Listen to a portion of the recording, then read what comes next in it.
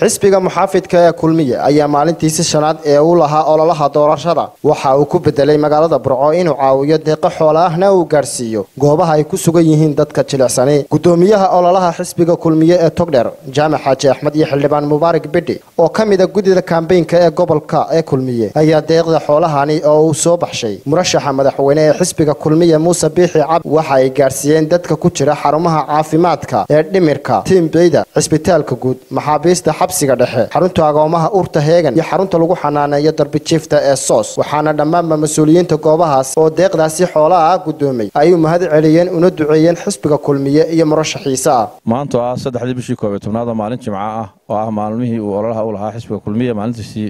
shanaad waxaan halkan ku wareejinaynaa xoolahan aad arkaysaan oo loogu talagalay dadka ku jira cisbitaalka dhimirka oo hadda aynu joogno Maandhaye cisbitaalka TBda iyo cisbitaalka weyne Burco aan ugu talagalay maanta jimca inay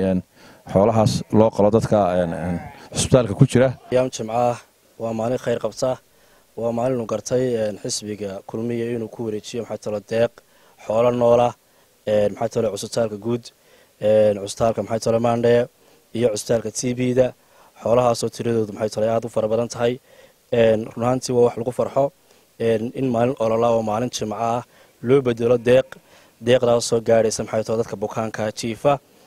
inta doonto ha gaadhe halka soo saarteena ilaahay maxay talo ay ku bedelo maxay talo khayrkeeda haysiyo waana gudoominay saasaan maxay talo ka gudoon maxay talo xisbiga kulmiye oo maalintii shanaad ee aanu lahayn hadaan nahay kulmiye soo bax oo ku bedelnay in samafal iyo maalin cibaado maalin jimca ay noqotay oo maalin inooga duwan maalmo kale iidaheeniya waxa soo gudoomiyuu sheegay hore aan ugu soo wareejinay dhakhtarka weyn oo 3 qaybooda dhakhtarka weyn iyo Maandhaye iyo TBda oo runtii halkaan xoolo badan ku soo wareejinay waxa noogu xigay jeelka weyn ee magaalada Burco oo isagana ku soo wareejinay haddana waxaan joognaa xaruntii darbi jiifka xaruntii daryeelka ee dhallaanka oo iyagana ku wareejinay marka waxa noo haray